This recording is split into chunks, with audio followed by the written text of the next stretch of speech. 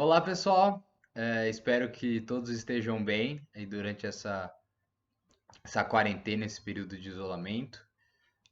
Bom, eu aproveitei esse momento com que naturalmente todo mundo tem um pouquinho de tempo livre mais para tirar do papel uma ideia que eu tenho há um certo tempo já, que é de fazer pequenos vídeos e sobre alguns temas variados em economia, temas que eu me interesso ou que as pessoas estão comentando. E e conversar para tentar explicar de uma forma mais simples para quem não tem tanto trejeito com economia ou para fomentar um debate.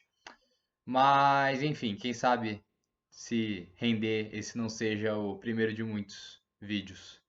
Mas, enfim, hoje eu queria comentar uma ideia bastante específica que depois de ler alguns artigos essa semana, ficou eu fiquei maturando bastante na minha cabeça, que é como os níveis de desigualdade afetam a atuação do Banco Central, né? Ou a efetividade da política monetária. Basicamente, é uma leitura que eu fiz de um artigo que acabou de sair, do Atif Mian, do Amir Sufi e do Ludwig Strauss. São três macroeconomistas, cada um de uma universidade lá dos Estados Unidos, Princeton, Harvard e Chicago, se não me engano. Todos muito bons, muito produtivos. E chama Indebted Demand, né? Demanda endividada, que é um modelo macroeconômico, né? Uma teoria nova que eles supõem para pintar uma economia em que um nível elevado de desigualdade leva, na verdade, a uma queda na demanda agregada e também, né, uma taxa de juros baixa persistente. É claro, a política monetária tem diversos mecanismos de transmissão, diversas implicações. O paper em si é bem extenso, é um modelo bem sofisticado, mas hoje eu quero focar nessa ideia. Por que que a desigualdade é ruim para o Banco Central?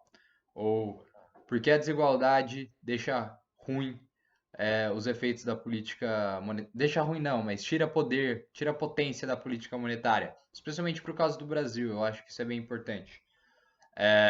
Bom, a ideia é muito simples. A gente pode pensar a economia como sendo representada por dois tipos de agentes num espectro. No limite, a gente tem pessoas muito pobres que tudo que elas recebem elas gastam e elas não poupam nada, né? Porque elas vivem lá no limite do orçamento. E pessoas muito ricas que gastam, é claro, mas gastam uma parcela muito pequena da sua renda e o resto eles poupam, investem, né? Bom, são os poupadores e os gastadores. E talvez isso fique invertido no vídeo, porque é a primeira vez que eu faço isso. Mas enfim. E a economia povoada por todo um espectro de pessoas, né, entre esses dois extremos de poupadores e gastadores. O que acontece? Se a demanda está baixa, né, se a economia está em recessão ou está caindo, uma forma de o Banco Central aumentar a demanda agregada é uma política expansionista de redução de juros, né? Claro, tem vários mecanismos de transmissão, como eu falei, mas aqui a gente está vendo o mecanismo de crédito, né? Reduzindo a taxa de juros, você aumenta a liquidez da economia, principalmente as pessoas que na margem gastam mais do que poupam vão aumentar o endividamento, vão emprestar dinheiro, vão aumentar sua renda disponível e vão gastar mais. Por outro lado, quando as pessoas fazem empréstimo, elas estão, na verdade, pegando dinheiro que está sendo poupado por essas pessoas. E ele terá que ser pago em algum momento, né? Então, o que é uma transferência em T0 daqui para cá, no futuro as pessoas vão ter que pagar com juros esses empréstimos novos. Então, vai ser uma transferência dos gastadores para os poupadores de novo. Mas enfim, a primeira vez, digamos, que o Banco Central vai lá e estimula a economia, o efeito é grande. Muita pessoa empresta dinheiro, muita pessoa aumenta o endividamento e gasta, aumenta o consumo. Mas se o Banco Central quiser de novo estimular a demanda, como a gente vê, agora no Brasil, né, sucessivos reduções da taxa de juros, algumas dessas pessoas vão estar no limite do endividamento e já não vão poder mais se endividar mais. Elas vão ter que, na verdade, é, a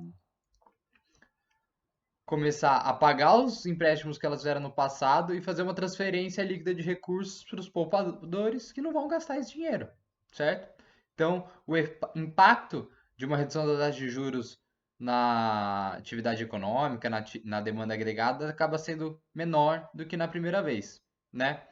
O que os autores sustentam nesse paper e que, né, eles demonstram no modelo é que chega um determinado momento que o nível de endividamento da economia é tão grande e a parcela de pessoas gastadoras da economia está tão restringida, né? Praticamente todo mundo que gasta nessa economia vai chegar num momento é, que tá só pagando juros e não está podendo mais consumir nem gastar, nem muito menos se endividar mais.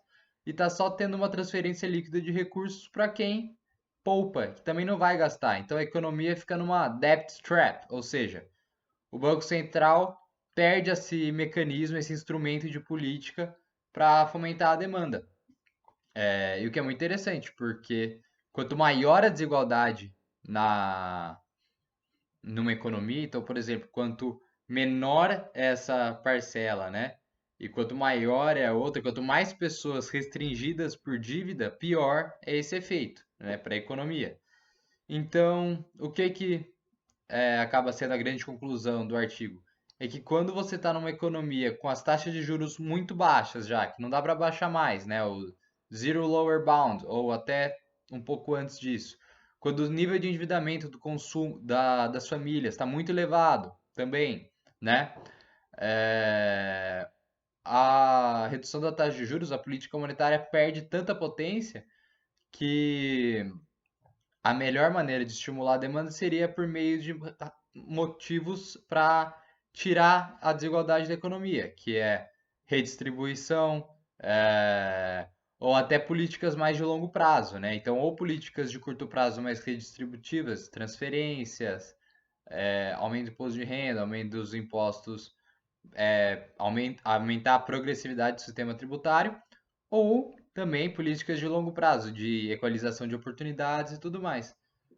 Porém, acho que o grande insight que fica, espero que tenha ficado claro, eu preciso muito do feedback de vocês para ver se eu continuo ou não nessa empreitada, que uma economia marcada por desigualdade, por tipos heterogêneos de agentes, em que o endividamento está muito alto e a desigualdade é muito alta, a política monetária perde eficácia. Então, o desejo do Banco Central seria que essas pessoas tivessem mais dinheiro, os gastadores tivessem mais dinheiro para poder se endividar e o mecanismo funcionar, né? Então é isso. Espero que tenha ficado um vídeo um pouco conciso para o tema e simples na medida do possível e coerente. Eu preciso muito do feedback de vocês, então agradeceria bastante aí a gente começar a conversar. É nóis!